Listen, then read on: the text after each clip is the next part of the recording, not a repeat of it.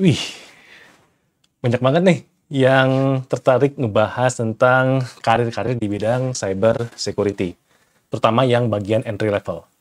Nah, sekarang di video ini kita akan ngebahas kira-kira job apa saja yang bisa teman-teman apply kalau misalkan teman-teman baru fresh graduate atau yang baru mempelajari cyber security. Yuk kita bahas.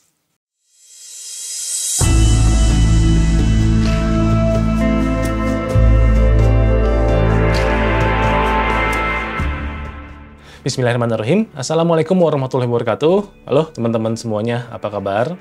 Bertemu lagi dengan saya Dodi Ferdiansyah, dan di video kali ini kita akan ngebahas tentang kira-kira pekerjaan apa saja nih yang bisa teman-teman apply ketika kita baru fresh graduate ataupun baru mendalami bidang cyber security. Kadang banyak teman-teman di sini yang nanya, "Pak, saya baru fresh graduate nih, kira-kira job apa saja yang bisa saya apply?" Nah, yang menariknya adalah ternyata buat teman-teman yang ingin apply di dalam bidang atau kerja di bidang cyber security, itu banyak sekali loh bidang-bidangnya atau profesinya. Nah, di sini saya akan jelaskan 5 pekerjaan entry level yang bisa teman-teman ikuti.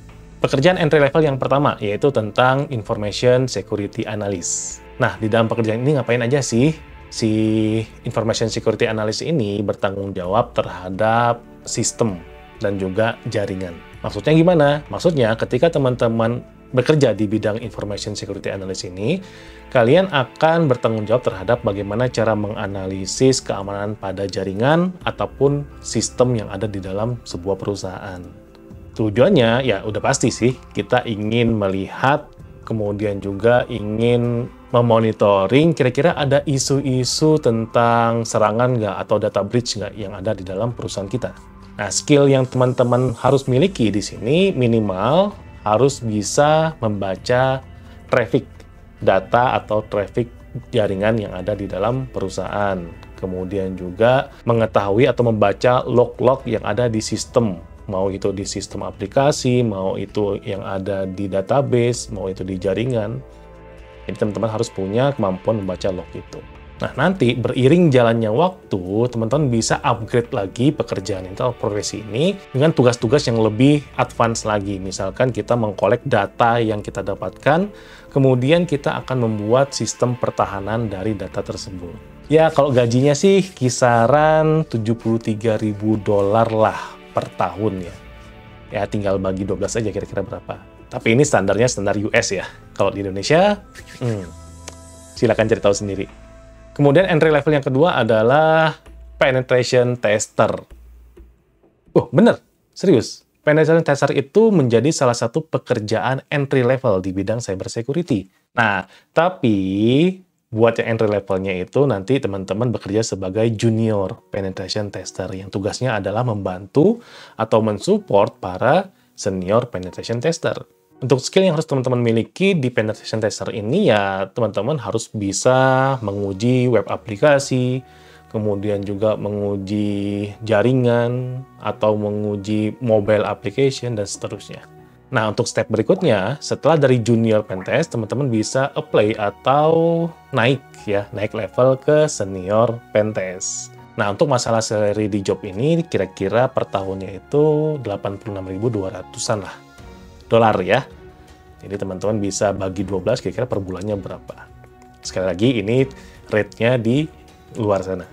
Kemudian entry level yang ketiga adalah Computer Incident Response atau CERT Analyst.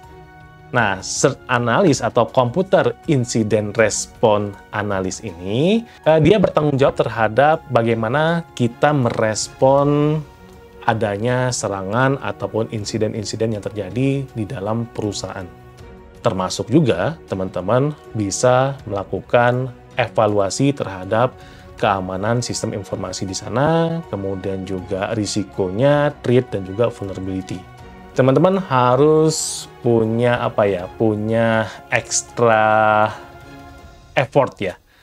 Extra effort ini artinya harus sigap, harus cepat tanggap, harus bisa kerja. Ya, saya nggak bilang 24 jam per 7 ya. Mungkin nanti akan ada shift-shiftan. Tapi pekerjaan ini biasanya mengharuskan selalu online 24/7. Ya karena tadi kita ingin secepat mungkin mencari atau menginvestigasi kira-kira ketika ada serangan yang masuk, apa yang harus dilakukan oleh perusahaan atau sistem pertahanannya. Nah, tapi jangan khawatir, untuk salary-nya rata-rata per tahun itu dia tembus $89.000. Ya, lumayan lah. Bisa nyicil-nyicil mobil ataupun rumah. Oke. Nah, kemudian yang keempat adalah security auditor. Ya, teman-teman fresh graduate pun bisa bekerja di bidang security auditor, tapi dengan catatan di sini posisinya adalah untuk entry levelnya itu bekerja di bidang supporting security auditornya. Nah, nanti biasanya pengalaman-pengalaman teman-teman setahun, 2 tahun, 3 tahun barulah bisa naik level lagi menjadi senior security auditor. Nah, tugasnya simple. Jadi teman-teman harus bisa melakukan audit keamanan yang ada di dalam perusahaan itu. Termasuk pekerjaan di dalamnya itu tentang pen testing, kemudian juga bikin dokumentasi, dan melakukan komunikasi antara departemen dan juga pegawai-pegawai atau employee-nya. Nah, yang menariknya di security auditor ini, teman-teman juga bisa dan harus bisa memberikan security recommendation atau rekomendasi keamanan yang harus diterapkan di dalam perusahaan itu.